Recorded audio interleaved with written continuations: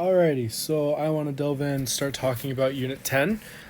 So Unit 10 is all about area of figures. Area is the amount of two-dimensional space that fills an object, the amount of 1 by 1 squares that fill an object. That's why the units are called units squared, because it's talking about the number of 1 by 1 squares that can fit within a figure. So, a lot of these area formulas are going to be dealing with base and height. So, an important thing to know is that base and height are always perpendicular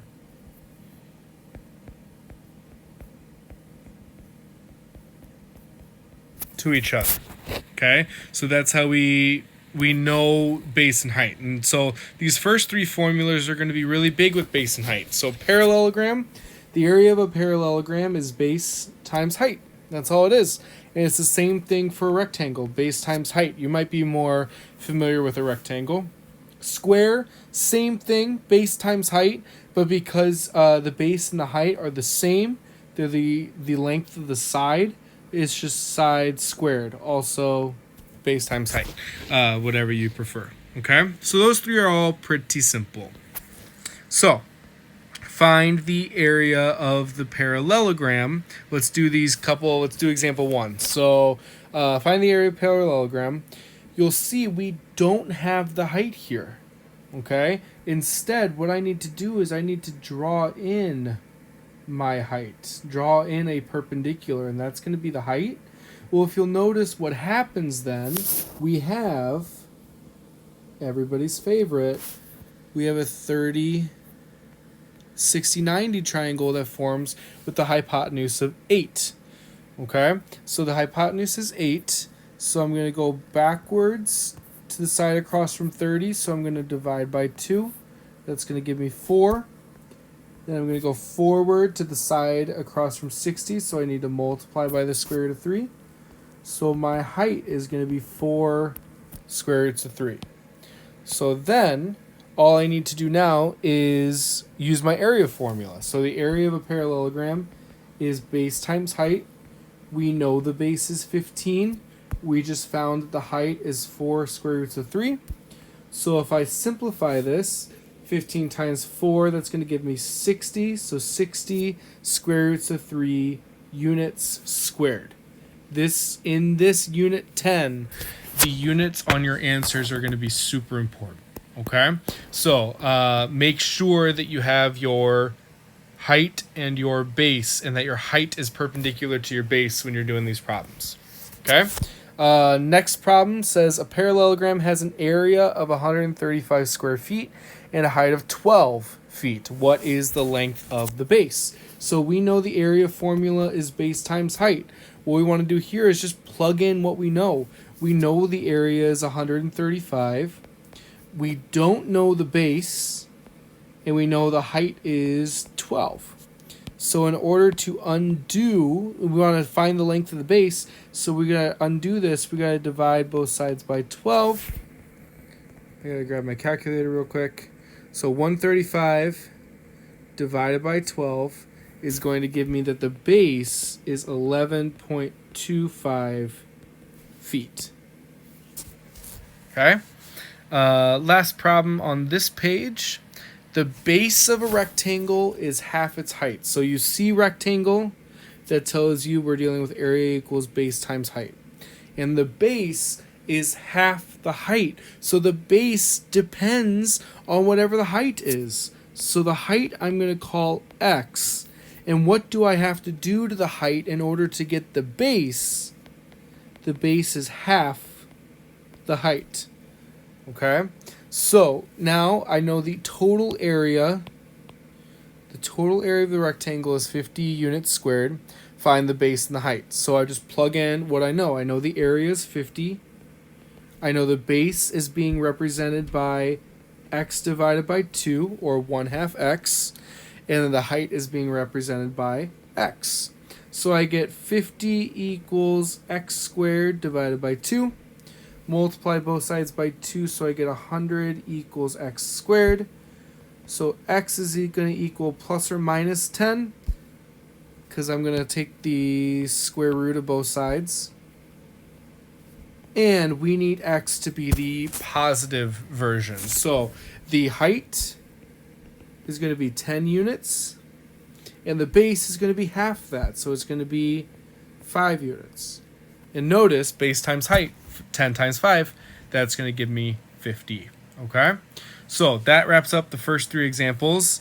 Let's finish up with area of a triangle, which I'm sure you're familiar with, but the area of a triangle is base times height divided by 2, or 1/2 times base times height. I always prefer kind of just to put it all over 2. It's just how it works for me. So remember, the base and the height need to be perpendicular to each other. So let's do the next couple problems. Find the area of that triangle. Well, notice we've got 6 and we have 10, but those are not perpendicular to each other. So those aren't the numbers we're looking for, or we're going to use. The 6 is my height, but I don't know what the base is. But with it being a right triangle, I can use Pythagorean theorem in order to find what my base is going to be. Okay? So if my base is 8, now I can go in and use the area formula, because for a triangle, we got area equals base times height divided by 2. So the area is going to equal 6 times 8 divided by 2. So we're looking at 48 divided by 2. So area is going to be 24 units squared. All right. Last one with the triangles. We have that the base of a triangle is 4 times its height. So base depends upon whatever the height is. So the height, that's going to be x. What do I have to do to that x in order to get the base? It got to take 4 times the height. So 4x. All right. We know the area of the triangle is 50 square inches. So we've got 50 is equal to base times height divided by 2. So we've got 100 equals 4x squared. So I'm going to divide both sides by 4. I want to get the x squared by itself. So I got x squared is equal to 25. So x is going to equal, I know I'm going to want the positive, so x is going to equal 5. So now we can figure out that the height is 5 inches and the base is 4 times that, or 20 inches. Okay? Make sure you're getting all these notes down. And let's do our last topic for this target, which is called the area addition postulate. Basically, it just means if you have a figure that's made up of multiple figures, then you can add together the individual areas in order to get the total area. So for example, right off to the right of area addition postulate, you see that that quadrilateral has an area of 15, and the one to the right of it has has an area of 10.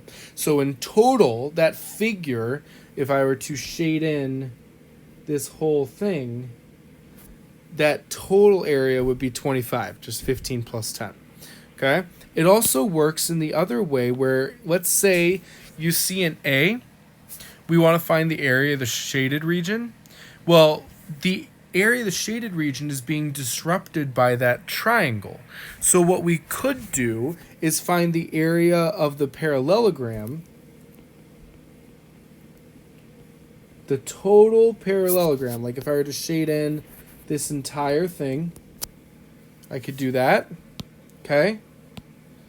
And then what I need to do is subtract the part that I don't want. So I want to subtract the triangle. Okay? So the parallelogram is base times height. So 4 times 12, or 48, minus the triangle. Well, if I carry this 4 in here, that's going to be my height there. So the area of that triangle is going to be 9 times 4 divided by 2. So parallelogram was 48, minus the triangle was 9 times 4, which is 36. 36 divided by 2, which is 18. So when I subtract those two, the area of the total figure, or not total, sorry, the shaded region. So the area of the shaded region is equal to 30 centimeters squared. Okay? Found the area of the whole parallelogram minus the triangle that's being removed. Okay? Last problem for this video.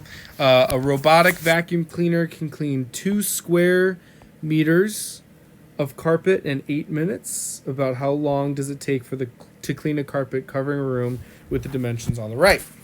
So what I want to do here is I'm going to break this off into a rectangle.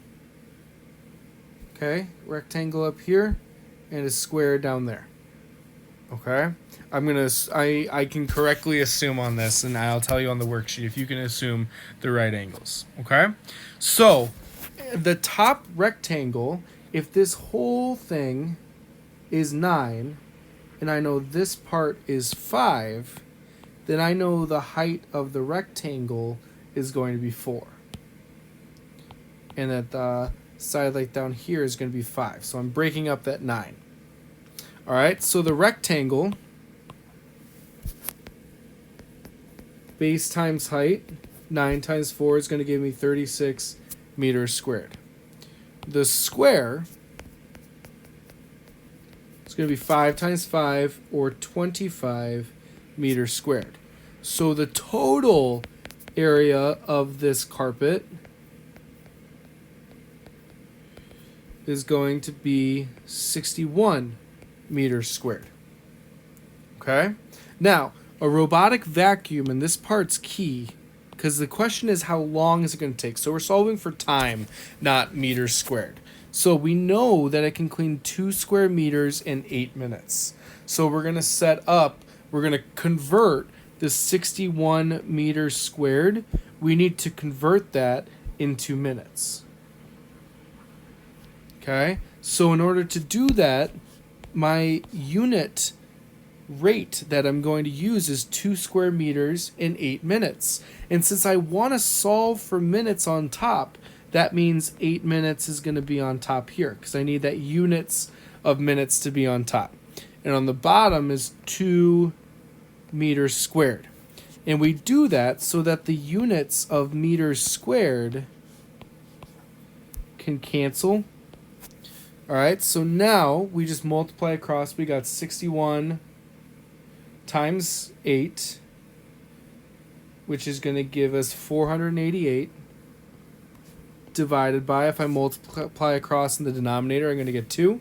So 88 divided by 2, I'm going to get 244 minutes. That's how long it's going to take in order to clean that entire carpet with a robotic vacuum cleaner. Okay, so that's going to wrap up 11.1. Make sure you get those notes, start working on your worksheet.